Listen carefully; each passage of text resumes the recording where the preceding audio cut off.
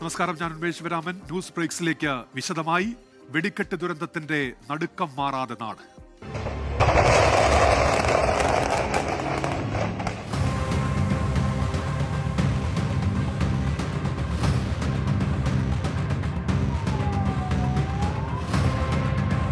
നമ്മൾ രക്ഷപ്പെട്ടു, പക്ഷേ നമ്മുടെ കൂടെ തൊട്ടടുത്തുള്ളവര്. തൃശൂർ മുണ്ടത്തിക്കോട് വെടിക്കെട്ടുപുര സ്ഫോടനത്തെ സംസ്ഥാനത്തെ സവിശേഷ ദുരന്തമായിട്ട് പ്രഖ്യാപിക്കാൻ നിശ്ചയിക്കാനുണ്ടായി.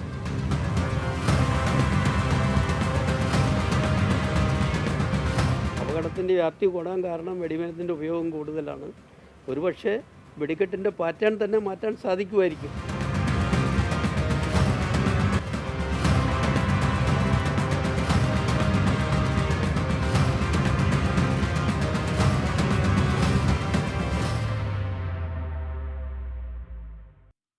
തൃശൂർ മുണ്ടത്തിക്കോട് വെടിക്കെട്ടുപുര സ്ഫോടനത്തിൽ ജുഡീഷ്യൽ അന്വേഷണം പ്രഖ്യാപിച്ച സംസ്ഥാന സർക്കാർ. ജസ്റ്റിസ് CN രാമേന്ദ്രൻ നായർക്കാണ് ചുമതല. ദുരന്തത്തിൽ മരിച്ചവരുടെ കുടുംബങ്ങൾക്ക് 14 ലക്ഷം രൂപ വീതം ധനസഹായം നൽകാൻ പ്രത്യേക മന്ത്രിസഭായോഗം തീരുമാനിച്ചു. അപകടത്തെ സർക്കാർ സവിശേഷ ദുരന്തമായി പ്രഖ്യാപിച്ചു. അതിനിടെ പാറമേക്കാവ് ദേവസ്വത്തിന്റെ വെടിക്കെട്ട് നിർമ്മാണശാലയ്ക്ക് ജില്ലാ കളക്ടർ സ്റ്റോപ്പ് മെമ്മോ നൽകി. മുണ്ടത്തിക്കോട് ദുരന്തത്തിന്റെ പശ്ചാത്തലത്തിലായിരുന്നു ഓൺലൈനായി പ്രത്യേക മന്ത്രിസഭായോഗം. ജസ്റ്റിസ് CN രാമചന്ദ്രൻ നായർ സ്ഫോടനത്തെക്കുറിച്ച് അന്വേഷിക്കും. അപകടം സവിശേഷ ദുരന്തമായി പ്രഖ്യാപിച്ചു. അപകടത്തിൽ മരിച്ചവരുടെ കുടുംബത്തിന് സംസ്ഥാന സർക്കാർ 14 ലക്ഷം രൂപ ധനസഹായം നൽകും. പരിക്കേറ്റവർക്ക് അടിയന്തരമായി 2 ലക്ഷം രൂപ ധനസഹായം. ഇവരുടെ ചികിത്സ പൂർണ്ണമായും സർക്കാർ ഏറ്റെടുക്കും. തൃശൂർ മുണ്ടത്തിക്കോട് വെടിക്കെട്ടുപുര സ്ഫോടനത്തെ സംസ്ഥാനത്തെ സവിശേഷ ദുരന്തമായിട്ട് പ്രഖ്യാപിക്കാൻ നിശ്ചയിക്കാനുണ്ടായി. ഇതൊരു സവിശേഷ ദുരന്തമായി പ്രഖ്യാപിച്ചാൽ മാത്രമേ അതുമായി ബന്ധപ്പെട്ട് നമ്മൾ ചിന്തിക്കുന്ന വിധത്തിലുള്ള സഹായങ്ങളും മറ്റു കാര്യങ്ങളും ചെയ്യാൻ കഴിയുന്നുള്ളൂ എന്നുള്ളത് കൊണ്ടാണ് അങ്ങനെ ഒരു സവിശേഷ ദുരന്തമായി അത് പ്രഖ്യാപിക്കേണ്ടായത്. സ്ഫോടനത്തിൽ പ്രദേശത്തുണ്ടായ നാശനഷ്ടം ഉൾപ്പെടുത്തി സമഗ്ര പാക്കേജ് നൽകാൻ മന്ത്രിസഭായോഗം തീരുമാനിച്ചു. സ്ഫോടനത്തിൽ സുരക്ഷാ വീഴ്ചയുണ്ടോ എന്ന് പരിശോധിക്കണമെന്ന് പ്രതിപക്ഷം ആവശ്യപ്പെട്ടു. നമ്മളെല്ലാവരും ഞെട്ടലുണ്ടാക്കിയ ഒരു അപകടമാണ്. അപകടത്തിന്റെ കാരണത്തെക്കുറിച്ച് ബന്ധപ്പെട്ട ഏജൻസികൾ അന്വേഷിച്ചാണ് അത് കണ്ടെത്തേണ്ടത്. സുരക്ഷാ വീഴ്ചയാണോ അല്ലെങ്കിൽ ചൂടിന്റെ കാഠിന്യമാണോ? ഒരുപാട് കാരണങ്ങൾ ഇപ്പോൾ പറയപ്പെടുന്നുണ്ട്. വെടിക്കെട്ടിന്റെ പാറ്റേൺ മാറ്റാൻ ശുപാർശ കൊടുക്കുമെന്ന് ജുഡീഷ്യൽ കമ്മീഷൻ അധ്യക്ഷൻ CN രാമചന്ദ്രൻ നായർ 24 പറഞ്ഞു. ഉദ്യോഗസ്ഥ വീഴ്ചയും അന്വേഷിക്കും. അപകടത്തിൻ്റെ വ്യാപ്തി കൂടാൻ കാരണം വെടിമരുന്നിൻ്റെ ഉപയോഗം കൂടുതലാണ്. ഒരുപക്ഷെ വെടിക്കെട്ടിൻ്റെ പാറ്റേൺ തന്നെ മാറ്റാൻ സാധിക്കുമായിരിക്കും. അതിനെക്കുറിച്ചെല്ലാം ചിന്തിച്ച് ശുപാർശ ചെയ്യും. ഇപ്പോൾ തൃശ്ശൂരുണ്ടാകരുതെന്ന് മാത്രമല്ല, കേരളത്തിലെങ്ങും ഉണ്ടാകരുത്. അപകടത്തിൽ വീഴ്ച സംഭവിച്ചോ എന്ന് അന്വേഷിക്കണമെന്ന് സ്ഥലം സന്ദർശിച്ച കേന്ദ്രമന്ത്രി സുരേഷ് ഗോപി ആവശ്യപ്പെട്ടു. അപകടം അന്വേഷിക്കാൻ പോലീസ് SIT രൂപീകരിച്ചു. തൃശൂർ സിറ്റി പോലീസ് കമ്മീഷണറുടെ മേൽനോട്ടത്തിൽ ജില്ലാ ക്രൈംബ്രാഞ്ച് DYSPക്കാണ് ചുമതല. ദുരന്തത്തിന് പിന്നാലെ പാലക്കാട് മുതലമടയിലെ പാറമേക്കാവ് ദേവസ്വത്തിന്റെ വെടിക്കെട്ട് നിർമ്മാണശാലയ്ക്ക് സ്റ്റോപ്പ് മെമ്മോ നൽകി. അമിത അളവിൽ പടക്കം നിർമ്മിച്ചതിന് ലൈസൻസിക്കെതിരെ കേസെടുത്തു. നാടിനെ നടുക്കിയ ദുരന്തത്തിനിരയായവരെ ചേർത്ത് പിടിക്കുകയാണ് കേരളം. ഇനി ഇങ്ങനെ ഒരു കണ്ണീർക്കാലം കൂടി ഉണ്ടാവരുതെന്ന ജാഗ്രതയോടെ. തൃശൂർ മെഡിക്കൽ കോളേജിന് മുന്നിൽ നിന്നും തനേഷ് തമ്പി, 24. തൃശൂർ മുണ്ടത്തിക്കോട് സ്ഫോടനത്തിന്റെ കാരണം തേടി വിവിധ വകുപ്പുകളുടെ അന്വേഷണം പുരോഗമിക്കുകയാണ്. ചൂടല്ല സ്ഫോടന കാരണം എന്നാണ് petroleum and explosive safety organisation പെസോയുടെ പ്രാഥമിക വിലയിരുത്തൽ. പ്രാഥമിക തെളിവെടുപ്പ് പൂർത്തിയാക്കിയെന്ന് ADM അറിയിച്ചു. നാളെയും മുണ്ടത്തിക്കോട് പരിശോധനകൾ തുടരും. ഇതാണ് മുണ്ടത്തിക്കോട് പാടശേഖരം. പച്ചപ്പിന്റെ മനോഹാരിത എങ്ങും കാണാം. പക്ഷേ ഇപ്പോൾ വെടിമരുന്നിന്റെ രൂക്ഷഗന്ധമാണ്. പോലീസ്, ഫയർഫോഴ്സ്, ഫോറൻസിക് വിഭാഗം, റവന്യൂ എന്നിങ്ങനെ വിവിധ വകുപ്പുകളുടെ കൂട്ടപരിശോധനയാണ് മുണ്ടത്തിക്കോട്ടെ ദുരന്തഭൂമിയിൽ ഇന്ന് നടന്നത്. സ്ഫോടനമുണ്ടായ 200 മീറ്റർ അകലെ നിന്ന് ശരീരഭാഗങ്ങൾ രാവിലെ കണ്ടെത്തി. 2 ദിവസം കൂടി ശരീരഭാഗങ്ങൾക്കായുള്ള തിരച്ചിൽ പാടത്ത് തുടരും. വെടിക്കെട്ടുപുരയിൽ 34 പേർ ഉണ്ടായിരുന്നുവെന്ന് പോലീസ് നിഗമനം. അതെ, 34 പേര് നമ്മുടെ ഇപ്പോൾ റെക്കോർഡ് ചെയ്യപ്പെട്ടിട്ടുണ്ട്. അത് ഇവർ നമ്മുടെ ഈ രക്ഷപ്പെട്ട ആളുകളായിട്ട് സംസാരിച്ചതിന് ശേഷം മാത്രമാണ് ചെയ്യാൻ പറ്റുന്നതാണ്. അവർ കുറച്ചിപ്പോൾ ലിറ്റിൽ ഷോക്ക്. അവരോട് നമ്മൾ സംസാരിക്കാൻ പോകുന്നതാണ്. അതിൽ ആവശ്യം നമ്മൾ will collect the details from them. More details അവരോട് എടുക്കും നമ്മൾ. ചൂട് അപകടത്തിന് കാരണമായിട്ടില്ല എന്നുള്ളതാണ് പെസോയുടെ പ്രാഥമിക വിലയിരുത്തൽ. വൈദ്യുതി വകുപ്പിന്റെ ഇലക്ട്രിക്കൽ ഇൻസ്പെക്ടറേറ്റ് പരിശോധന കഴിഞ്ഞു. ഈ റിപ്പോർട്ടും നിർണായകമാണ്. അപകടം എങ്ങനെ സംഭവിച്ചു, അതിന് ഷോർട്ട് സർക്യൂട്ട് വഴിവെച്ചോ, ഒരുക്കേണ്ട സുരക്ഷാ ക്രമീകരണങ്ങളിൽ വീഴ്ചയുണ്ടായോ, ഉപയോഗിച്ച രാസപദാർത്ഥങ്ങൾ ഏതെല്ലാം എന്നിവയെല്ലാം മജിസ്റ്റീരിയൽ അന്വേഷണത്തിന്റെ പരിധിയിലുണ്ട്. ക്യാമറമാൻ മാഹിൻ ജാഫറിനൊപ്പം മുണ്ടത്തിക്കോട് നിന്ന് Vipin C Vijayan, 24. Lydia Jacob ഇപ്പോൾ തൃശൂർ മെഡിക്കൽ കോളേജ് ആശുപത്രിയിൽ നിന്ന് വിവരങ്ങളുമായി ചേരുന്നുണ്ട്. ലിഡിയ, പരിക്കേറ്റവർ ആശുപത്രിയിൽ തുടരുകയാണ്. അതിൽ ഗുരുതരാവസ്ഥയിൽ കഴിയുന്നവരുണ്ട്. ആരോഗ്യനില എങ്ങനെയാണ് അവരുടെ? എന്തൊക്കെയാണ് പുതിയ വിവരങ്ങൾ ലിഡിയ?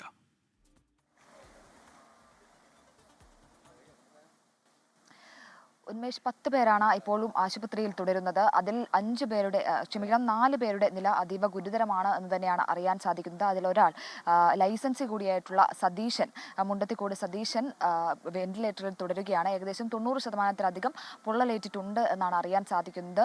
അതീവ ഗുരുതരാവസ്ഥയിലാണ് സതീശൻ ഉള്ളത് എന്നുള്ളതാണ്. 10 പേരാണ് നിലവിൽ ആശുപത്രിയിൽ തുടരുന്നത്. ബാക്കി എല്ലാവരെയും തന്നെ ഇന്ന് ഡിസ്ചാർജ് ചെയ്തിരുന്നു. പ്രാഥമിക ശുശ്രൂഷകൾക്കും ചികിത്സകൾക്കും ശേഷം ബാക്കി എല്ലാവരെയും ഡിസ്ചാർജ് ചെയ്തിട്ടുണ്ട് എന്നുള്ളതാണ്. മറ്റൊരു പ്രധാനപ്പെട്ട കാര്യം, അല്പസമയം മുൻപാണ് വെന്റിലേറ്ററിൽ കഴിഞ്ഞിരുന്ന പ്രവീൺ എന്നയാൾ കൂടി മരണപ്പെട്ടത് എന്നുള്ളതാണ്. പട്ടാമ്പി സ്വദേശിയാണ് പ്രവീൺ, 45 വയസ്സാണ്. പ്രവീൺ ഇന്നലെ ഗുരുതരം. ലിഡിയ ജേക്കബാണ് ഇപ്പോൾ വിവരങ്ങൾ നൽകിക്കൊണ്ടിരിക്കുന്നത് തൃശൂർ മെഡിക്കൽ കോളേജ് ആശുപത്രിയിൽ നിന്ന്. അവിടെ ഗുരുതരമായി പരിക്കേറ്റ് ആളുകൾ ചികിത്സയിൽ തുടരുന്നുണ്ട്. അതിൽ വെന്റിലേറ്ററിൽ കഴിയുന്ന ആളുകളുമുണ്ട്. അവിടേക്ക് രാഷ്ട്രീയ നേതാക്കൾ ഉൾപ്പെടെ എത്തുന്നുണ്ട്, ദുഃഖത്തിൽ പങ്കുചേരുന്നുണ്ട്. അവിടെ ഒരു ഭാഗത്ത് പരിശോധനകൾ നടക്കുന്നുണ്ടായിരുന്നു. സ്ഫോടനത്തിൻ്റെ കാരണം എന്താണെന്നുമായി ബന്ധപ്പെട്ട അന്വേഷണം ഒരു ഭാഗത്ത് പുരോഗമിക്കുന്നുണ്ട്. ഫോറൻസിക് സംഘത്തിൻ്റെ പരിശോധനയാണ് അവിടെ നടന്നത്. രാവിലെ നടത്തിയ തെരച്ചിലിൽ ശരീരഭാഗങ്ങളൊക്കെ കണ്ടെത്തിയിരുന്നു. തൊട്ടു പിന്നാലെ ആ ചുറ്റിനുമുള്ള വയലുകൾ കേന്ദ്രീകരിച്ചും പരിശോധനകൾ, തെരച്ചിൽ നടക്കുന്നുണ്ടായിരുന്നു. അത് അടുത്ത ദിവസങ്ങളിലും തുടരും. എന്താണ് ഈ സ്ഫോടനത്തിൻ്റെ യഥാർത്ഥ കാരണം എന്നതിൽ അന്വേഷണം ഒരു ഭാഗത്ത് പുരോഗമിക്കുന്നുണ്ട്. ബഹുമുഖ അന്വേഷണമാണ് അതുമായി ബന്ധപ്പെട്ട് നടക്കുന്നത്. ലിഡിയ ജേക്കബ് ഇപ്പോൾ വിശദാംശങ്ങളുമായി ചേരുന്നത് തൃശൂർ മെഡിക്കൽ കോളേജ് ആശുപത്രിയിൽ നിന്നാണ്. ലിഡിയ, തുടരാം.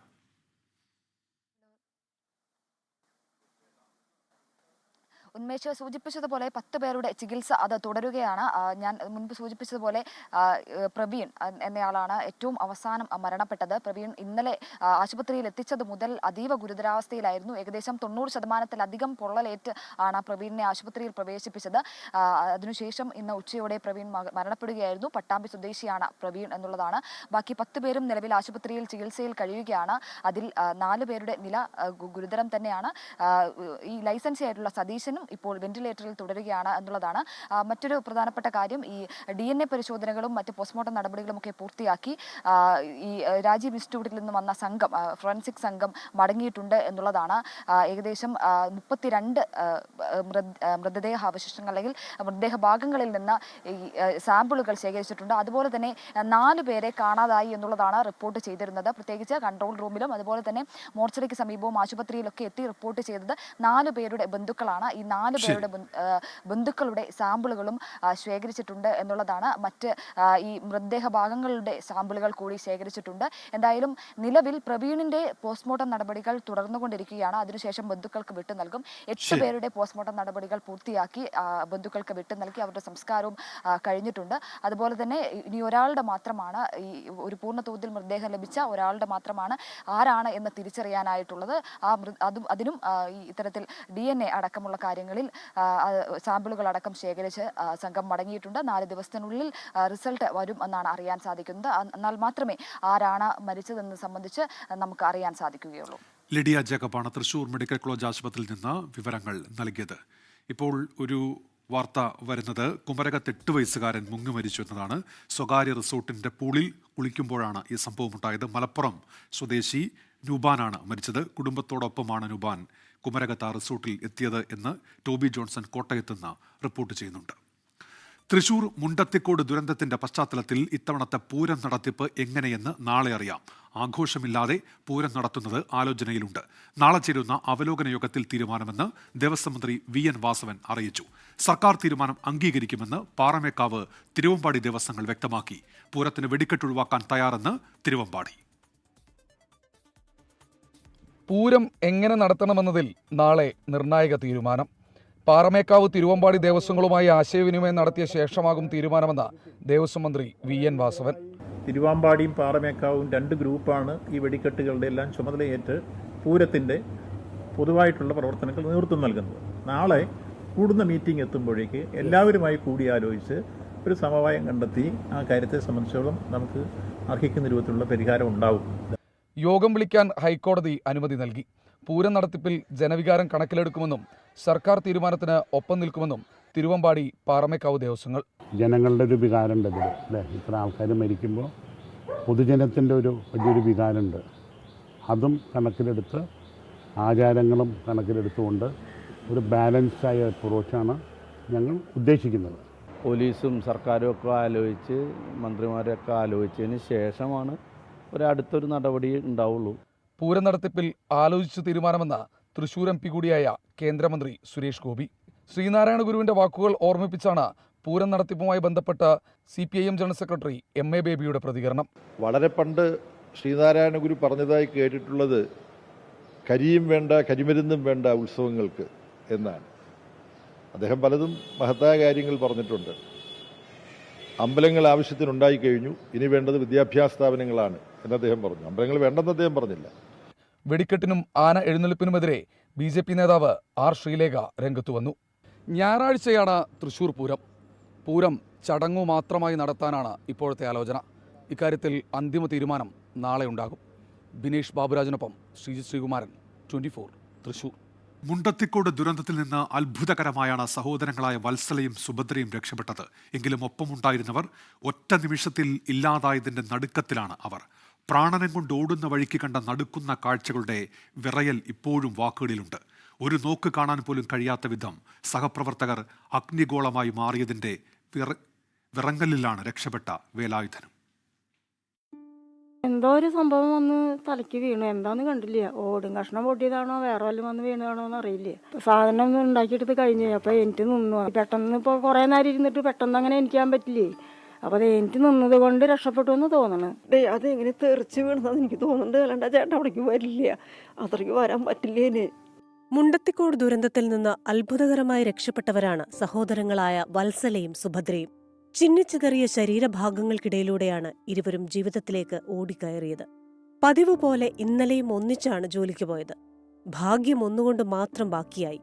രക്ഷപ്പെട്ടതിന്റെ ആശ്വാസമുണ്ടെങ്കിലും ഒന്നിച്ചൊരുമിച്ച് കുശലം പറഞ്ഞവരിൽ പലരും ഉയിരോടെയില്ലെന്ന യാഥാർത്ഥ്യം തീരാ നൊമ്പരമാണ്. ആശ്വാസം നമ്മൾ രക്ഷപ്പെട്ടു, പക്ഷെ നമ്മുടെ കൂടെ തൊട്ടടുത്തുള്ളവര് പോയിപ്പോ അവരൊക്കെ മരിച്ചു വിഷമുണ്ടാവില്ലേ. അതാരൊക്കെയാന്നും പറയാൻ പറ്റില്ലേ. രക്ഷപ്പെടുമെന്ന പ്രതീക്ഷ ഒട്ടുമില്ലാതെയാണ് വേലായുധൻ ഇറങ്ങിയോടിയത്. ഭാര്യ മരിച്ച വേലായുധന് കൂലിപ്പണിയാണ് തൊഴിൽ. പൂരമെടുത്താൽ പിന്നെ 4-5 മാസത്തോളം വെടിക്കെട്ടുപുരയിലാണ് ജോലി. അവിടെ ഉണ്ടായിരുന്ന എല്ലാവരും പരിചയക്കാരാണ്. തൊട്ടുമുന്നിൽ തീയോടുകൂടി സ്ഫോടക ശബ്ദം കേട്ടതോടെയാണ് ദൂരേക്ക് പാഞ്ഞത്. അത്ര ദൂരത്ത് വന്നിട്ട് മറ്റേ വലിയ ഡേല വന്നിട്ട് ഞങ്ങളുടെ പിന്നിൽ വന്നിട്ട് പൊട്ടി. ഓടുക, നിങ്ങൾ ഓടുക. അപ്പൊ വന്ന് പൊട്ടി. പിന്നെ അവിടെ നിർത്തിന്നില്ല, അങ്ങോട്ട് ഓടി തന്നെ. സംസാരിക്കുന്നതിനിടയിൽ വാക്ക് പൂർത്തിയാക്കാൻ വേലായുധന് കഴിയുന്നില്ല. ആ ഞെട്ടൽ ഇപ്പോഴും മാറിയിട്ടില്ല. അല്ല, അവര് കഴിഞ്ഞല്ലോ അങ്ങനെ. അവർക്ക് തിരുവമ്പാടിയിലെ ആൾക്കാർ വരാറുണ്ട്, ഭക്ഷണമൊക്കെ പറഞ്ഞിട്ടുണ്ടെങ്കിൽ കഴിക്കുക. അവര് കാലത്ത് വന്ന് വൈകുന്നേരം നമ്മളെ പോകുള്ളൂ. എല്ലാ വർഷവും അങ്ങനെ പരസ്പരം കാണുന്ന ആളുകൾ ഇനി ഇല്ല. എന്താ ചെയ്യാനേ. പ്രായാധിക്യം കൊണ്ടുതന്നെ അധികം ആയാസമില്ലാത്ത തിരുനിർമ്മാണമൊക്കെയാണ് ഇവരെല്ലാവരും ചെയ്തിരുന്നത്. നെഞ്ചു പൊള്ളിക്കുന്ന അണയാക്കനലായത് മാറുമെന്ന് ഒരിക്കലും കരുതിയിരിക്കില്ല. 24 തൃശൂർ. തൃശൂർ വെടിക്കെട്ടുപുര അപകടത്തിൽപ്പെട്ടവരുടെ കുടുംബത്തിന് സഹായം പ്രഖ്യാപിച്ച് Lulu group chairman MA Yusuf Ali. മരിച്ചവരുടെ കുടുംബത്തിന് 1 ലക്ഷം രൂപ വീതം നൽകും. പരിക്കേറ്റവർക്ക് 50,000 രൂപ വീതവും നൽകും. ജില്ലാ കളക്ടർ മുഖേനയാകും സഹായം എത്തിക്കുക. ദുരന്തത്തിൽ MA യൂസഫ് അലി ദുഃഖം രേഖപ്പെടുത്തി. നേരത്തെ സൂചിപ്പിച്ച വാർത്തയുടെ വിശദാംശങ്ങളിലേക്ക്. കോട്ടയം കുമരകത്ത് 8 വയസ്സുകാരൻ റിസോർട്ടിന്റെ പൂളിൽ മുങ്ങി മരിച്ചു. മുതിർന്നവർ കുളിക്കുന്നതിനിടെ കുട്ടി വെള്ളത്തിൽ വീഴുകയായിരുന്നു. മലപ്പുറം സ്വദേശി ന്യൂബാനാണ് മരിച്ചത്. ടോബി ജോൺസൺ കോട്ടയത്ത് നിന്ന്. ടോബി, വിവരങ്ങൾ. ഉന്മേഷ ഏകദേശം 3 മണിയോടെ 2:30 ശേഷമാണ് ഈ സംഭവം ഉണ്ടായതെന്നുള്ള വിവരമാണ് നമുക്കിപ്പോൾ ലഭിക്കുന്നത്. കുമരകം പാരഡൈസ് റിസോർട്ടിന്റെ പൂളിലായിരുന്നു ഈ അപകടം നടന്നത്. മലപ്പുറത്തു നിന്നും വന്ന ഒരു 29 അംഗ സംഘം അവർ റിസോർട്ടിൽ വിനോദസഞ്ചാരത്തിന് വേണ്ടി എത്തിയതാണ്. അതിനിടയിൽ ഇവിടുത്തെ പൂളിൽ അവർ കുളിക്കുന്ന മുതിർന്നവരടക്കം കുളിക്കുകയായിരുന്നു. ഇതിനിടയിലാണ് കുട്ടി വെള്ളത്തിലേക്ക് വീണത് എന്നാണ് നമുക്ക് മനസ്സിലാക്കാൻ സാധിക്കുന്നത്. പോലീസിന്റെ പ്രാഥമിക വിവരം അങ്ങനെയാണ്. ഉടൻ തന്നെ കുട്ടിയെ അവിടെ നിന്നും ആശുപത്രിയിലേക്ക് കൊണ്ടുപോയി. പക്ഷേ ജീവൻ രക്ഷിക്കാനായില്ല എന്നാണ് ഇപ്പോൾ നമുക്ക് ലഭിക്കുന്ന വിവരം. എന്തായാലും എന്താണ് സംഭവിച്ചതെന്നത് സംബന്ധിച്ച് പോലീസ് വിശദമായിട്ടുള്ള അന്വേഷണം ആരംഭിച്ചിട്ടുണ്ട്. നമുക്ക് പ്രാഥമികമായിട്ട് ലഭിക്കുന്ന ഒരു വിവരം മാത്രമാണിത്. വിശദമായ അന്വേഷണത്തിലേക്ക് കുമരകം പോലീസ് കടന്നിട്ടുണ്ട്. ടോബി ജോൺസണാണ് വിവരങ്ങൾ നൽകിയത് കോട്ടയത്ത് നിന്ന്. നിയമസഭാ തെരഞ്ഞെടുപ്പിൽ വോട്ട് ചെയ്യാൻ പോസ്റ്റൽ ബാലറ്റുകൾ ലഭ്യമായില്ലെന്ന ഹർജിയിൽ മറുപടി നൽകി തെരഞ്ഞെടുപ്പ് കമ്മീഷൻ. ഹർജിക്കാരിൽ 2 പേർ കൃത്യമായി ഫോമുകൾ നൽകിയില്ല. ഒരാൾ പോസ്റ്റൽ ബാലറ്റ് കൈപ്പറ്റാൻ എത്തിയില്ല. ഇനി പോസ്റ്റൽ ബാലറ്റ് അനുവദിക്കാൻ കഴിയില്ല എന്നും തെരഞ്ഞെടുപ്പ് കമ്മീഷൻ കോടതിയെ അറിയിച്ചു. വിഷ്ണു സുരേഷ് ചേരുന്നുണ്ട് കൊച്ചിയിൽ നിന്ന്. വിഷ്ണു, വിവരങ്ങൾ എന്തൊക്കെയാണ്? ഉന്മേഷം, 3ഓളം ഹർജികളാണ്. തെരഞ്ഞെടുപ്പ് ഡ്യൂട്ടി ഉള്ളതിനാൽ വോട്ട് ചെയ്യാൻ പറ്റിയില്ല. അതിന് തെരഞ്ഞെടുപ്പ് കമ്മീഷനെ പോസ്റ്റൽ ബാലറ്റിനെ സമീപിച്ചെങ്കിലും ആ ബാലറ്റ് ലഭ്യമായില്ല എന്ന് ചൂണ്ടിക്കാണിച്ച് ഹൈക്കോടതിയിലേക്ക് എത്തിയത്. അതിനാണ് ഇപ്പോൾ തെരഞ്ഞെടുപ്പ് കമ്മീഷൻ മറുപടി നൽകിയിട്ടുള്ളത്. ഹർജിക്കാരിൽ 2 പേർ നൽകിയ ഫോം അത് ഇന്നപ്രോപ്രിയേറ്റ് ആയിരുന്നു. ഒരാൾ ഫോം 12 കൃത്യമായി പൂരിപ്പിച്ച് നൽകില്ല. മറ്റൊരാൾ ഫോം നൽകിയത് തന്നെ പൂർണ്ണമായും തെറ്റായിരുന്നു. ഒരാൾക്ക് ബാലറ്റ് അനുവദിച്ചിരുന്നു, പക്ഷേ അത് അയാൾ കൈപ്പറ്റാൻ എത്തിയില്ല. ഈ 3 വിശദീകരണങ്ങളാണ് ഇലക്ഷൻ കമ്മീഷൻ നൽകിയിട്ടുള്ളത്. ഇനിയിപ്പോൾ ഇവർക്ക് ബാലറ്റ് അനുവദിക്കുന്നതിൽ സാങ്കേതികമായി തടസ്സമുണ്ട്. പ്രത്യേകിച്ച് സ്ട്രോങ് റൂം അടക്കം പൂട്ടിയിരിക്കുകയാണ്. ഇനിയിപ്പോൾ ഇവർക്ക് വേണ്ടി മാത്രം ഇത് നൽകി കഴിഞ്ഞാൽ അത് ഇലക്ഷൻ പ്രോസസ്സിനെ ഒന്നാകെ ബാധിക്കും തുടങ്ങിയ മറുപടിയാണ് ഇലക്ഷൻ കമ്മീഷൻ നൽകിയിട്ടുള്ളത്. ഹർജി 24-ാം തീയതി വീണ്ടും പരിഗണിക്കും. ശരി, വിഷ്ണു സുരേഷാണ് വിവരങ്ങൾ നൽകിയത്. ദൂരദർശനിലൂടെ പ്രധാനമന്ത്രി നടത്തിയ പ്രസംഗം തെരഞ്ഞെടുപ്പ് പെരുമാറ്റ ചട്ടലംഘനമെന്ന് ചൂണ്ടിക്കാട്ടി സുപ്രീം കോടതിയെ സമീപിച്ച് കോൺഗ്രസ്. മുൻ MP TN പ്രതാപൻ ഹർജി നൽകി. പ്രധാനമന്ത്രിക്ക് കാരണം കാണിക്കൽ നോട്ടീസ് അയക്കാൻ തെരഞ്ഞെടുപ്പ് കമ്മീഷനോട് നിർദ്ദേശിക്കണം എന്നാണ് ഹർജിയിൽ ആവശ്യം. PR അരവിന്ദ് ഡൽഹിയിൽ നിന്ന്. അരവിന്ദ്, പ്രതിപക്ഷ പാർട്ടികൾ ഒന്നടങ്കം പ്രധാനമന്ത്രിയുടെ ഈ അഭിസംബോധന പ്രസംഗത്തിനെതിരെ രംഗത്ത് വന്നതാണ്. ഇപ്പോൾ TN പ്രതാപന്റെ കൂടി ഹർജി എത്തുന്നു കോടതിയിൽ. എന്തൊക്കെയാണ് വിവരങ്ങൾ? ഉന്മേഷ, തെരഞ്ഞെടുപ്പ് കമ്മീഷൻ പരാതി സ്വീകരിക്കാത്ത പശ്ചാത്തലത്തിലാണ് ഇപ്പോൾ കോൺഗ്രസ് സുപ്രീം കോടതിയെ സമീപിച്ചിരിക്കുന്നത്. മുൻ MP കൂടിയായ TN പ്രതാപനാണ് കോൺഗ്രസിന് വേണ്ടി ഇപ്പോൾ ഈ ഹർജി സുപ്രീം കോടതിയിൽ സമർപ്പിച്ചിരിക്കുന്നത്. ഹർജിയിൽ പ്രധാനമായും ചൂണ്ടിക്കാണിക്കുന്നത് തെരഞ്ഞെടുപ്പ് ചട്ടത്തിന്റെ ലംഘനമാണ് പ്രധാനമന്ത്രി ഇത്തരത്തിലുള്ള ഒരു പ്രസംഗത്തിലൂടെ നടത്തിയിരിക്കുന്നത്. ദൂരദർശനിലൂടെ വോട്ടർമാരെ അടക്കം സ്വാധീനിക്കാനുള്ള ശ്രമം പ്രധാനമന്ത്രിയുടെ ഭാഗത്തുനിന്നുണ്ടായി എന്നതാണ് TN പ്രതാപൻ ഹർജിയിലൂടെ വ്യക്തമാക്കിയിരിക്കുന്നത്.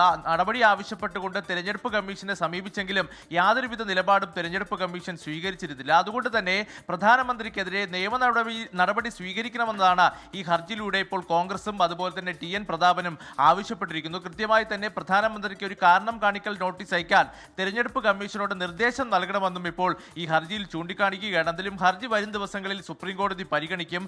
ഇതുവരെ തെരഞ്ഞെടുപ്പ് കമ്മീഷൻ, കാരണം നിരവധി പരാതികളാണ് പ്രധാനമന്ത്രിയുടെ ഈ അഭിസംബോധനയുമായി ബന്ധപ്പെട്ട തെരഞ്ഞെടുപ്പ് കമ്മീഷൻ ലഭിച്ചത്. ആദ്യം CPIയും അതുപോലെ തന്നെ CPIയും അടക്കമുള്ള പാർട്ടികൾ ആ തെരഞ്ഞെടുപ്പ് കമ്മീഷൻ എത്തിയിരുന്നു. കോൺഗ്രസിന് വേണ്ടി അനിലക്കരെ ആദ്യം തെരഞ്ഞെടുപ്പ് കമ്മീഷന് പരാതി നൽകിയത്. പക്ഷേ ഇപ്പോഴും തെരഞ്ഞെടുപ്പ് കമ്മീഷൻ ഈ വിഷയത്തിൽ മൗനം പാലിക്കുകയാണ്. ഈ ഒരു പശ്ചാത്തലത്തിൽ കൂടിയാണ് കോൺഗ്രസ് ഇപ്പോൾ സുപ്രീം കോടതിയിൽ എത്തിയിരിക്കുന്നത്. കോൺഗ്രസിന് വേണ്ടി മുൻ MP കൂടിയായ TN പ്രതാപനാണ് ഈ ഹർജി സമർപ്പിച്ചിരിക്കുന്നത്. എന്തായാലും നിയമ നടപടികൾ ഉണ്ടാകണം. കൃത്യമായി തന്നെ തെരഞ്ഞെടുപ്പ് കമ്മീഷന് നടപടികൾ സ്വീകരിക്കാനുള്ള നിർദ്ദേശം നൽകണമെന്നതാണ് ഹർജിയിൽ ഇപ്പോൾ ആവശ്യപ്പെട്ടിരിക്കുന്നത്. ഉന്മേഷ്.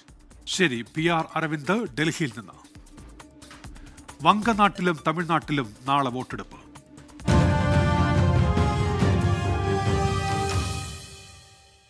തമിഴ്നാട് നാളെ പോളിംഗ് ബൂത്തിലേക്ക് 234 മണ്ഡലങ്ങളിലായി 4834 സ്ഥാനാർത്ഥികൾ മത്സര രംഗത്തുണ്ട്. 38 ജില്ലകളിൽ 5.73 കോടി വോട്ടേഴ്സാണ് ഉള്ളത്. ശബ്ദപ്രചാരണത്തിന്റെ അവസാന മണിക്കൂറുകളിൽ നാടിളക്കി സ്ഥാനാർത്ഥികൾ. നിർണായക തിരഞ്ഞെടുപ്പായതിനാൽ ഇന്നത്തെ നിശബ്ദ പ്രചാരണത്തിലും സജീവമാണ് എല്ലാവരും. സംസ്ഥാനത്തെ 75,064 പോളിംഗ് ബൂത്തുകളിൽ 5,949 എണ്ണം അതീവ സുരക്ഷാ ബൂത്തുകളാണ്. പോളിംഗ് ദിനത്തിലെ സുരക്ഷയ്ക്കായി 300 കമ്പനി കേന്ദ്രസേനയെ വിന്യസിച്ചിട്ടുണ്ട്. 83,875 പോലീസുകാരാണ് സേവനത്തിലുണ്ടാവുക. തമിഴ്നാട്ടിൽ ഇതുവരെ 543 കോടി രൂപ പിടിച്ചെടുത്തതായി മുഖ്യ തെരഞ്ഞെടുപ്പ് ഓഫീസർ അർച്ചന പട്നായിക് പറഞ്ഞു. രാവിലെ 7 മുതൽ വൈകിട്ട് 6 മണി വരെയാണ് പോളിംഗ് സമയം. 1,06,418 പോളിംഗ് മെഷീനുകളാണ് സജ്ജീകരിച്ചിട്ടുള്ളത്. 20% EVMകൾ റിസർവിലുണ്ടാകും. 249 മാതൃകാ പോളിംഗ് സ്റ്റേഷനുകളും 325 ഓൾ വിമൻ പോളിംഗ് സ്റ്റേഷനുകളും സജ്ജീകരിച്ചിട്ടുണ്ട്. 24 ചെന്നൈ. വോട്ടിന് പണം ലഭിച്ചില്ലെന്നാരോപിച്ച് DMK സ്ഥാനാർത്ഥിയുടെ വീട്ടിലേക്ക് മാർച്ച് നടത്തിയ വനിതകൾ. തിരുനെൽവേലി പാളയം കോട്ടയിലാണ് ഈ സംഭവം. ചില വീടുകളിൽ മാത്രം പണം കൊടുത്തു എന്നാണ് പ്രതിഷേധക്കാരുടെ ആരോപണം.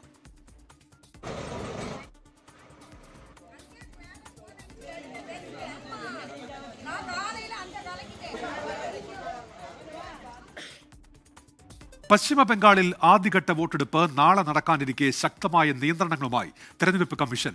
അടിയന്തര സാഹചര്യങ്ങളിൽ ഒഴികെ രാത്രികാലങ്ങളിൽ ബൈക്ക് യാത്ര നിരോധിച്ചു. പിറകിൽ യാത്ര ചെയ്യുന്നതിനും പകൽ സമയം വിലക്കുണ്ട്. പ്രശ്നക്കാരെ കരുതൽ തടങ്കലിൽ വെക്കാനുള്ള തെരഞ്ഞെടുപ്പ് കമ്മീഷൻ തീരുമാനത്തിൽ ഹൈക്കോടതി വിശദീകരണം തേടി.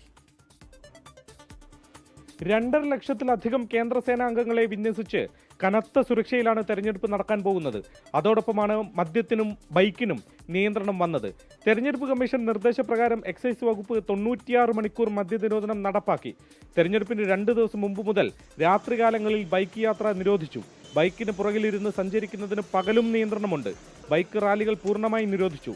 മുൻപെങ്ങുമില്ലാത്ത വിധമുള്ള സുരക്ഷാ വിന്യാസങ്ങളെ തൃണമൂൽ കോൺഗ്രസ് ചോദ്യം ചെയ്യുന്നു. പ്രശ്നക്കാരുടെ പട്ടിക തയ്യാറാക്കി കരുതൽ തടങ്കലിൽ വെക്കാനുള്ള തെരഞ്ഞെടുപ്പ് കമ്മീഷൻ നീക്കത്തെ ഇന്ന് ഹൈക്കോടതിയും ചോദ്യം ചെയ്തു. പാർട്ടി പ്രവർത്തകരെ തടങ്കലാക്കാനുള്ള നീക്കമാണെന്ന് തൃണമൂൽ കോൺഗ്രസ് ആരോപിക്കുന്നു. 152 മണ്ഡലങ്ങളിലേക്കാണ് ആദ്യഘട്ട വോട്ടെടുപ്പ്. നന്ദിഗ്രാം അടക്കമുള്ള പ്രധാനപ്പെട്ട മണ്ഡലങ്ങൾ നാളെ ജനവിധി എഴുതും. കൊൽക്കത്തയിൽ നിന്നും ശ്രീനാഥ് ചന്ദ്രൻ, 24. പ്രധാനമന്ത്രി നരേന്ദ്രമോദിക്കെതിരായ തീവ്രവാദി പരാമർശത്തിൽ കോൺഗ്രസ് അധ്യക്ഷൻ മല്ലികാർജ്ജുൻ ഖർഗെയ്ക്ക് തെരഞ്ഞെടുപ്പ് കമ്മീഷന്റെ നോട്ടീസ്. ബിജെപിയുടെ പരാതിക്ക് പിന്നാലെയാണ് നടപടി. 24 മണിക്കൂറിനകം മറുപടി നൽകണമെന്നാണ് കമ്മീഷന്റെ നിർദ്ദേശം. അർജുൻ പീതാംബരനുണ്ട് ഡൽഹിയിൽ നിന്ന് വിശദാംശങ്ങളുമായി. അർജുൻ, വിവരങ്ങൾ. ഉന്മേഷ്, വളരെ ഗൗരവത്തോടെയാണ് മല്ലികാർജ്ജുൻ ഖാർഗെയുടെ പരാമർശത്തെ ഇപ്പോൾ തെരഞ്ഞെടുപ്പ് കമ്മീഷൻ കണ്ടിരിക്കുന്നത്. അതിന് പിന്നാലെയാണ് ഇത്തരത്തിൽ 24 മണിക്കൂറിനകം തന്നെ ഖാർഗെ നിലപാട് വ്യക്തമാക്കി മറുപടി നൽകണമെന്നുള്ള ആവശ്യം ചൂണ്ടിക്കാണിച്ചുകൊണ്ടൊരു കാരണം കാണിക്കൽ നോട്ടീസ് കോൺഗ്രസ് അധ്യക്ഷന് തെരഞ്ഞെടുപ്പ് കമ്മീഷൻ അയച്ചിരിക്കുന്നത് എന്ന് തന്നെ പറയാൻ സാധിക്കും. ഇന്ന് രാവിലെയായിരുന്നു BJPയുടെ പ്രതിനിധി സംഘം തെരഞ്ഞെടുപ്പ് കമ്മീഷനെ കണ്ട് പരാതി നൽകിയത്. 2 കാര്യങ്ങളാണ് തെരഞ്ഞെടുപ്പ് കമ്മീഷനോട് BJP ആവശ്യപ്പെട്ടിരിക്കുന്നത്. ഒന്ന്, രാജ്യത്തോട് ഖാർഗെ മാപ്പ് പറയണമെന്നുള്ള കാര്യം. രണ്ടാമത്തേത്, ഭാവി പ്രചാരണങ്ങളിൽ നിന്നും ഖാർഗെയെ വിലക്കണം. ഈ 2 കാര്യങ്ങളാണ് BJP എന്തായാലും തെരഞ്ഞെടുപ്പ് കമ്മീഷനോട് പറഞ്ഞിരിക്കുന്നത്. നാളെ അല്ലെങ്കിൽ 24 മണിക്കൂറിനകം ഖാർഗെ മറുപടി നൽകുമ്പോൾ അത് അതിൽ എന്തെങ്കിലും തരത്തിൽ ആ ഒരു മറുപടി തൃപ്തികരമല്ലെങ്കിൽ എന്ത് നടപടിയായിരിക്കും തെരഞ്ഞെടുപ്പ് കമ്മീഷൻ എടുക്കാൻ പോകുക എന്നുള്ള കാര്യത്തിൽ ഇപ്പോൾ എല്ലാവരും വളരെയധികം ഉറ്റുനോക്കുന്നുണ്ട്. അതേസമയം തന്നെ ഈ പ്രധാനമന്ത്രിയുടെ അഭിസംബോധനയിൽ തെരഞ്ഞെടുപ്പ് കമ്മീഷനെതിരെ തെരഞ്ഞെടുപ്പ് കമ്മീഷനിലേക്ക് വ്യാപക പരാതികൾ ഉണ്ടായിട്ടും അവിടെ യാതൊരു നടപടികളും ഉണ്ടാകുന്നില്ല. മറിച്ച് ഖാർഗെക്കെതിരെ ഒരു പരാതി ലഭിച്ചപ്പോൾ തന്നെ അതിൽ ഇത്തരത്തിൽ നോട്ടീസ് വരുന്നു. അതിലെന്തായാലും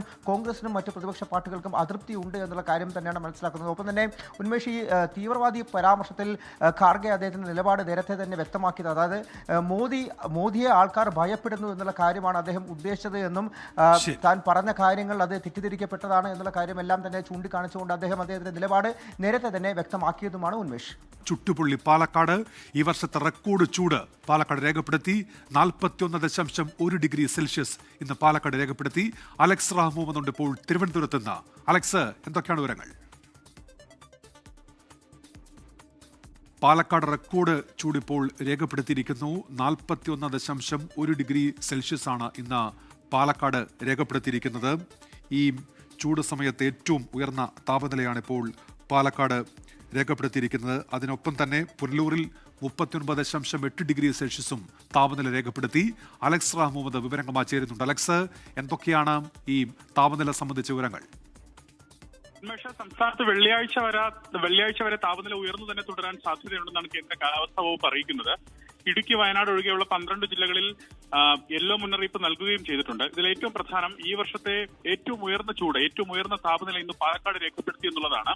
കഴിഞ്ഞ 12 ദിവസത്തിനിടെ 5 തവണയാണ് പാലക്കാട് 40 ഡിഗ്രി സെൽഷ്യസിന് മുകളിൽ ചൂട് രേഖപ്പെടുത്തിയത്. ഇന്ന് പാലക്കാട് രേഖപ്പെടുത്തിയത് 41.1 ഡിഗ്രി സെൽഷ്യസ് ചൂടാണ്. അതായത് അതികഠിനമായ ചൂടാണ് പാലക്കാട് രേഖപ്പെടുത്തിയത്. ചുട്ടുപൊള്ളുകയാണ് അക്ഷരാർത്ഥത്തിൽ പാലക്കാട്. സാധാരണ രേഖപ്പെടുത്തുന്നതിനേക്കാൾ 4.1 ഡിഗ്രി സെൽഷ്യസ് ചൂട് കൂടുതലാണ് പാലക്കാട് ഇന്ന് രേഖപ്പെടുത്തിയത്. 41.1 ഡിഗ്രി സെൽഷ്യസ്. പുനലൂരിൽ നിന്ന് 39.8 ഡിഗ്രി സെൽഷ്യസ് ചൂട് രേഖപ്പെടുത്തി. അതും സാധാരണയേക്കാൾ 4.1 ഡിഗ്രി സെൽഷ്യസ് ചൂട് കൂടുതലാണ്. വെള്ളാനിക്കരയിൽ 39.3 ഡിഗ്രി സെൽഷ്യസ് ചൂട് ഇന്ന് രേഖപ്പെടുത്തിയിട്ടുണ്ട്. സാധാരണയേക്കാൾ 4 ഡിഗ്രി സെൽഷ്യസ് ചൂട് കൂടുതലാണ് വെള്ളാനിക്കരയിൽ രേഖപ്പെടുത്തിയത്. സമാനമായി തന്നെ കേരളത്തിലെ മറ്റിടങ്ങളിലും 36 ഡിഗ്രി സെൽഷ്യസിന് മുകളിലാണ് പലയിടങ്ങളിലും ചൂട് രേഖപ്പെടുത്തുന്നത്. അങ്ങനെ തന്നെ തുടരാൻ സാധ്യതയുണ്ടെന്ന് കേന്ദ്ര കാലാവസ്ഥാ വകുപ്പ് അറിയിക്കുന്നു. പൊതുജനങ്ങൾ ഈ ചൂട് പ്രതിരോധിക്കാനുള്ള ജാഗ്രതാ മുന്നറിയിപ്പുകൾ പാലിക്കണമെന്നുള്ളതാണ് പ്രധാനപ്പെട്ട ജാഗ്രതാ നിർദ്ദേശം. ശരി, അലക്സ് റാമുമതാണ് വിവരങ്ങൾ നൽകിയത്. ഉഷ്ണതരംഗ സാധ്യതയെ തുടർന്ന് പത്തനംതിട്ട ജില്ലയിലെ അവധിക്കാല ക്ലാസുകൾ നിരോധിച്ച് ജില്ലാ കളക്ടറുടെ ഉത്തരവ്. എല്ലാ സ്കൂളുകളിലെയും ട്യൂഷൻ സെന്ററുകളിലെയും വേനൽക്കാല ക്ലാസുകൾ നിരോധിച്ചു. അതേസമയം കോഴിക്കോട് ഇന്ന് ഒരാൾക്ക് സൂര്യാതപമേറ്റു. മാവൂർ സ്വദേശി ബൈജുവിനാണ് സൂര്യാതപമേറ്റത്. എ ക്ലാസ് മണ്ഡലമായി കണക്കാക്കുന്ന മഞ്ചേശ്വരത്ത് തെരഞ്ഞെടുപ്പ് മുന്നൊരുക്കം നടത്തിയതിൽ BJP ജില്ലാ നേതൃത്വത്തിന് പാളിച്ചയുണ്ടായെന്ന് വിമർശനം. തെരഞ്ഞെടുപ്പിന് ശേഷം നടന്ന മണ്ഡലം കമ്മിറ്റി യോഗത്തിലാണ് SIR-മായി ബന്ധപ്പെട്ട് ജില്ലാ നേതൃത്വം ജാഗ്രത പാലിച്ചില്ല എന്ന വിമർശനം ഉയർന്നത്. മണ്ഡലം ചുമതലയിൽ ഉണ്ടായിരുന്ന ജില്ലാ പ്രസിഡന്റ് ML അശ്വിനി വോട്ട് ചേർക്കാനുള്ള പ്രവർത്തനം ഏകോപിപ്പിച്ചില്ല എന്ന ആക്ഷേപവും യോഗത്തിൽ ഉയർന്നു. എന്നാൽ വിമർശനം തള്ളിയ ML അശ്വിനി തന്റെ മാധ്യമങ്ങൾ വേട്ടയാടുകയാണെന്ന് ആരോപിച്ചു. മഞ്ചേശ്വരത്ത് അട്ടിമറി വിജയമുണ്ടാകുമെന്ന് BJP ആവർത്തിക്കുമ്പോഴാണ് SIR-ൽ പാളിച്ച സംഭവിച്ചു എന്ന നിഗമനത്തിലേക്ക് പാർട്ടി മണ്ഡലം അവലോകന യോഗത്തിൽ നേതൃത്വമെത്തുന്നത്. കേന്ദ്ര സർക്കാരിന്റെ ആശീർവാദത്തോടെ ഊർജിതമായി നടപ്പാക്കിയ SIR പ്രവർത്തനങ്ങൾ മഞ്ചേശ്വരം മണ്ഡലത്തിൽ വേണ്ട രീതിയിൽ ഉപയോഗപ്പെടുത്തിയില്ലെന്ന വിമർശനമാണ് ഇപ്പോൾ ഉയരുന്നത്. SIR മണ്ഡലത്തിൽ തിരിച്ചടിയായെന്നാണ് വിലയിരുത്തൽ. വോട്ടെടുപ്പിന് ശേഷമുള്ള അവലോകന യോഗത്തിലാണ് സംസ്ഥാനത്തെ BJPയുടെ എ ക്ലാസ് മണ്ഡലമായ മഞ്ചേശ്വരത്ത് കൃത്യമായ തെരഞ്ഞെടുപ്പ് മുന്നൊരുക്ക പ്രവർത്തനങ്ങൾ നടന്നില്ലെന്നുള്ള വിമർശനം ഉയരുന്നത്. സംസ്ഥാന വൈസ് പ്രസിഡന്റ് ശ്രീകൃഷ്ണകുമാറിന്റെ സാന്നിധ്യത്തിൽ ചേർന്ന യോഗത്തിലാണ് ജില്ലാ പ്രസിഡന്റ് ML അശ്വിനിക്കെതിരെ ഒരു വിഭാഗത്തിന്റെ രൂക്ഷ വിമർശനം. SIR-ന്റെ ആദ്യഘട്ടത്തിൽ അലംഭാവം കാട്ടി. ആകെ ചേർത്തത് 1000-ൽ താഴെ വോട്ട് മാത്രമാണ്. എന്നാൽ പിന്നീട് K സുരേന്ദ്രൻ എത്തിയ ശേഷമാണ് 4000-ഓളം വോട്ടുകൾ ചേർക്കപ്പെട്ടത്. അതേസമയം UDF SIR-നെ കൃത്യമായി ഉപയോഗപ്പെടുത്തിയെന്നും 10,000-ലേറെ വോട്ടുകൾ അവർ ചേർത്തെന്നുമാണ് യോഗത്തിൽ പങ്കെടുത്ത ചിലർ ചൂണ്ടിക്കാട്ടിയത്. അതേസമയം ചേരാത്ത യോഗത്തെക്കുറിച്ചാണ് മാധ്യമങ്ങൾ വാർത്ത നൽകുന്നതെന്ന വിമർശനമാണ് ML അശ്വിനി ഉന്നയിക്കുന്നത്. ജില്ലയിലെ 4 മണ്ഡലങ്ങളുടെയും അവലോകന യോഗം നടന്നിരുന്നു. മഞ്ചേശ്വരത്തെ സ്ഥാനാർത്ഥി ഇല്ലാത്തതിനാൽ അവിടുത്തെ അവലോകനം നടത്തിയിട്ടില്ല. തന്നെ ലക്ഷ്യം വെച്ചുള്ള മാധ്യമവേട്ടയാണ് നടക്കുന്നതെന്നും അവർ പ്രതികരിച്ചു. 24 കാസർഗോഡ്. നിയമസഭാ തെരഞ്ഞെടുപ്പിൽ സ്ഥാനാർത്ഥി നിർണയവുമായി ബന്ധപ്പെട്ടുണ്ടായ പ്രശ്നങ്ങൾക്ക് പിന്നാലെ വടകരയിൽ BJP-യിൽ പൊട്ടിത്തെറി. ഔദ്യോഗിക നേതൃത്വത്തിനെതിരെ വിമതർ തെരുവിലിറങ്ങി. BJP കോഴിക്കോട് നോർത്ത് ജില്ലാ പ്രസിഡന്റ് CR പ്രഫുൽകൃഷ്ണന്റെ കോലം കത്തിച്ചു. അജി കുഞ്ഞുമോൻ ചേരുന്നുണ്ട് കോഴിക്കോട്. എന്താണ് അജി തർക്കങ്ങൾക്ക് കാരണം? ഡോക്ടർ ഉന്മേഷ്, ഈ നിയമസഭാ തെരഞ്ഞെടുപ്പുമായി ബന്ധപ്പെട്ട് വലിയ തലത്തിലുള്ള വിവാദങ്ങൾ വടകരയിൽ ഉടലെടുത്തിരുന്നു. അതിനെ തുടർന്നുള്ള സംഭവ വികാസങ്ങളാണ് ഇപ്പോൾ വീണ്ടും വന്നിരിക്കുന്നത്. അതായത് ഈ വടകരയിൽ പ്രഫുൽ കൃഷ്ണയ്ക്കെതിരെ BJPയുടെ നോർത്ത് പ്രസിഡന്റ് കൂടിയാണ് CR പ്രഫുൽ കൃഷ്ണ. പ്രഫുൽ കൃഷ്ണയ്ക്കെതിരെയാണ് വലിയ തലത്തിൽ BJPയുടെ ഔദ്യോഗിക വിഭാഗത്തിനെതിരെ വലിയ തരത്തിൽ അണികൾ രോഷവുമായി തെരുവിലേക്ക് കാര്യങ്ങൾ എത്തിച്ചത് എന്നാണ് പറയേണ്ടത്. അതായത് വടകര നാദാപുരം മണ്ഡലങ്ങളിൽ നിന്നും ഔദ്യോഗിക സ്ഥാനാർത്ഥിക്കെതിരെ റിബലായി പത്രിക നൽകിയ 2 പേർ ഉൾപ്പെടെ 9 പേരെ കഴിഞ്ഞ ദിവസം BJPയുടെ നോർത്ത് ജില്ലാ കമ്മിറ്റിയിൽ നിന്നും പുറത്താക്കിയിരുന്നു. വടകരയിൽ പത്രിക നൽകിയ ശ്യാംരാജ്, നാദാപുരത്ത് K പത്മകുമാർ എന്നിവരാണ് ഈ റിബലായി പത്രിക നൽകിയത്. ഇവർക്കെതിരെ അനുകൂല നിലപാട് സ്വീകരിച്ച BJP നേതാക്കളടക്കം 9 പേരെയാണ് പാർട്ടിയിൽ നിന്നും പുറത്താക്കിയത്. വടകര ഈ റെസ്റ്റ് ഹൗസിന് സമീപത്ത് നിന്നും പ്രകടനവുമായിട്ടാണ് ഈ പ്രവർത്തകർ എത്തിയത്. ഈ വലിയ തലത്തിലുള്ള അഴിമതി ആരോപണങ്ങളൊക്കെ നേരിടുന്ന ആളുകളാണ് ഇത്തവണ മത്സരിച്ചതെന്നാണ് ഈ വിമതർ പ്രധാനമായും പറയുന്നത്. ഇതിനെ തുടർന്ന് വലിയ തരത്തിലുള്ള ആഭ്യന്തര പ്രശ്നങ്ങൾ BJPക്ക് ഉള്ളിൽ ഉണ്ടായിരുന്നു. BJP നോർത്ത് മേഖലയിലൊക്കെ തന്നെ ആഭ്യന്തര പ്രശ്നങ്ങളൊക്കെ ഉണ്ടായിരുന്നു. അതിപ്പോൾ പരസ്യമായി പുറത്തു വരുന്നതാണ് ഈ കോലം കത്തിക്കലിലൂടെ പുറത്തു വന്നിരിക്കുന്നത്. 2026-ലെ JEE മെയിൻ എൻട്രൻസ് പരീക്ഷയിൽ തിളക്കമാർന്ന വിജയവുമായി പാലാ ബ്രില്യൻ സ്റ്റഡി സെന്റർ. കേരളത്തിലെ 1ാം റാങ്ക് ഉൾപ്പെടെ ആദ്യ 7 സ്ഥാനങ്ങളും ലക്ഷദ്വീപിലെ 1ാം സ്ഥാനവും ഇന്ത്യക്ക് പുറത്ത് പരീക്ഷ എഴുതിയവരിലെ 1ാം സ്ഥാനവും കരസ്ഥമാക്കിയത് ബ്രില്യന്റിലെ വിദ്യാർത്ഥികളാണ്. കോട്ടയം കാരിത്താസ് സ്വദേശി നിരഞ്ജൻ ജെ പിള്ളയാണ് കേരളത്തിൽ 1ാം റാങ്ക് നേടിയത്. അഖിലേന്ത്യാ തലത്തിൽ 110ാം റാങ്കാണ് നിരഞ്ജന്. ഇടപ്പള്ളി സ്വദേശി അമിത് ആന്റണിക്കാണ് കേരളത്തിൽ 2ാം റാങ്ക്. തൃശൂർ സ്വദേശി വൈഷ്ണവ് ENK 3ാം റാങ്കും തിരുവനന്തപുരത്തുകാരൻ കിഷൻ ശിവദാസ് 4ാം റാങ്കും എറണാകുളം അയ്യമ്പുഴ സ്വദേശി റോഷൻ രാജു 5ാം റാങ്കും സ്വന്തമാക്കി. മൂവാറ്റുപുഴയിൽ നിന്നുള്ള ആൽഫ്രഡ് ജെൻസൺ 6ാം റാങ്കും നേടി. ആലപ്പുഴ സ്വദേശി അഭിനവ് അരുണാണ് 7ാം റാങ്ക്. കേരളത്തിലെ 1ാം റാങ്കിന് പുറമെ വിദേശ രാജ്യങ്ങളിൽ പരീക്ഷ എഴുതിയവരിൽ ഡേവിസ് എസ് ജോണും ലക്ഷദ്വീപിൽ നിന്ന് പരീക്ഷ എഴുതിയവരിൽ റയാൻ സാക്കിയും 1ാം സ്ഥാനം നേടിയതോടെ JEE മൈൻസിൽ 3 ഒന്നാം റാങ്കുമായി ശ്രദ്ധ ആകർഷിക്കുകയാണ് പാലാ ബ്രില്യന്റ്. 99.9% മുകളിൽ 15 വിദ്യാർത്ഥികളെ എത്തിക്കാൻ പാലാ ബ്രില്യന്റ് സ്റ്റഡി സെന്ററിന് സാധിച്ചു. 350 വിദ്യാർത്ഥികൾ 99% മുകളിലെത്തി 2000-ലധികം വിദ്യാർത്ഥികൾ JEE അഡ്വാൻസ് പരീക്ഷയ്ക്ക് യോഗ്യത നേടി. ഉന്നത വിജയം നേടിയവരെ ബ്രില്യന്റ് സ്റ്റഡി സെന്റർ ഡയറക്ടേഴ്സ് അനുമോദിച്ചു. News desk 24.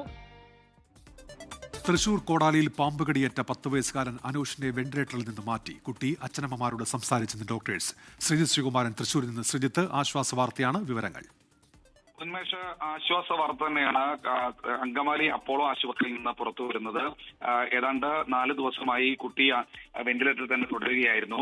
കഴിഞ്ഞ ദിവസം കണ്ണു തുറന്നിരുന്നു. പക്ഷേ മരുന്നുകളോട് പ്രതികരിക്കുന്നുണ്ടെങ്കിലും ആരോഗ്യനില തീർത്തും ഗുരുതരാവസ്ഥയിൽ തന്നെയായിരുന്നു. പക്ഷേ അതിൽ നിന്നാണ് വലിയ തോതിലുള്ള ഒരു മാറ്റം ഉണ്ടായിരിക്കുന്നത്. കുട്ടിയുടെ ആരോഗ്യനിലയിൽ കുഴപ്പമില്ല എന്ന് ഡോക്ടേഴ്സ് അറിയിക്കുന്നുണ്ട്. ഇന്ന് എന്തായാലും കണ്ണു തുറന്ന അനൂഷ് കൃത്യമായ രീതിയിൽ മാതാപിതാക്കളെ തിരിച്ചറിഞ്ഞു, മാതാപിതാക്കളോട് സംസാരിച്ചു എന്നാണ് പറയുന്നത്. ശേഷം കുട്ടിയെ വെന്റിലേറ്ററിൽ നിന്ന് മാറ്റിയിട്ടുണ്ട്. പക്ഷേ തീവ്രപരിചരണ വിഭാഗത്തിൽ കുറച്ച് ദിവസം കൂടി തുടരേണ്ടി വരും. അതിനുശേഷം ഡോക്ടേഴ്സ് കൂടി ഒരു വിദഗ്ധ തീരുമാനമെടുത്തതിനു ശേഷം മാത്രമേ വാർഡിലേക്ക് മാറ്റുകയുള്ളൂ. എന്തായാലും ജീവന് ഭീഷണിയില്ല എന്നതാണ് ഏറ്റവും ആശ്വാസകരമായ കാര്യം. ശ്രീജിത്ത് ശ്രീകുമാരൻ തൃശൂരിൽ നിന്ന്. ശബരിമല യുവതീ പ്രവേശന കേസിൽ സുപ്രധാന നിരീക്ഷണവുമായി സുപ്രീം കോടതി. മതാചാരങ്ങളിലെ സർക്കാർ ഇടപെടലിന് പൊതുമാർഗനിർദ്ദേശം പുറപ്പെടുവിക്കാൻ കഴിയില്ലെന്ന് സുപ്രീം കോടതി വ്യക്തമാക്കി. എപ്പോൾ ഇടപെടാമെന്നതിൽ മുൻകൂട്ടി മാർഗനിർദ്ദേശം നൽകാൻ കഴിയില്ല. സാമൂഹ്യ പരിഷ്കരണത്തിന്റെ പേരിലുള്ള ഇടപെടലിന് മാർഗനിർദ്ദേശം നൽകൽ പ്രയാസമെന്നും കോടതി. പഹൽഗാം ഭീകരാക്രമണത്തിന്റെ 1ാം വാർഷികത്തിൽ ഓപ്പറേഷൻ സിന്ദൂർ ഓർമ്മപ്പെടുത്തി ഇന്ത്യൻ സൈന്യം. ഇന്ത്യക്കെതിരായ പ്രവർത്തനങ്ങൾക്ക് തിരിച്ചടി ഉറപ്പെന്നാണ് പ്രതികരണം. പാക് ഭീകരതയ്ക്ക് മറുപടി നൽകിയ ഓപ്പറേഷൻ സിന്ദൂർ വീണ്ടും ഓർമ്മപ്പെടുത്തുകയാണ് ഇന്ത്യൻ സൈന്യം. എല്ലാ കാലത്തും നീതി നടപ്പാക്കപ്പെടുമെന്ന തലക്കെട്ടോടെയായിരുന്നു ഓപ്പറേഷൻ സിന്ദൂർ തുടരുന്നുവെന്ന പോസ്റ്റർ ഇന്ത്യൻ ആർമി പങ്കുവച്ചത്. സുൽത്താൻപൂരിലെ പൂർവാഞ്ചൽ എക്സ്പ്രസ് വേയിലാകട്ടെ ഇന്ത്യൻ വ്യോമസേന അഭ്യാസ പ്രകടനവും നടത്തി.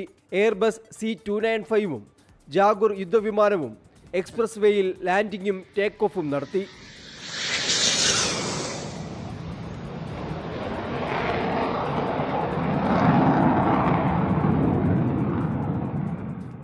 മൂന്ന് തേജസ് വിമാനങ്ങൾ എക്സ്പ്രസ് വേയിൽ നടത്തിയത് ടച്ച് ആൻഡ് ഗോ അഭ്യാസം.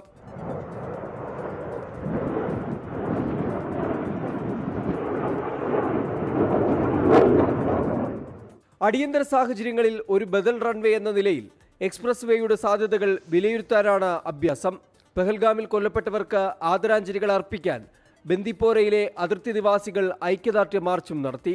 ഭീകരാക്രമണത്തിൽ കൊല്ലപ്പെട്ടവരെ രാജ്യം ഒരിക്കലും മറക്കില്ല എന്ന് പ്രധാനമന്ത്രിയും എക്സിൽ കുറിച്ചു. വെറുപ്പും ഭയവും പ്രചരിപ്പിക്കുന്ന ശക്തികൾക്ക് മുന്നിൽ ഇന്ത്യ തലകുനിക്കില്ലെന്ന് രാഹുൽ ഗാന്ധിയും പ്രതികരിച്ചു. 24 ഡൽഹി.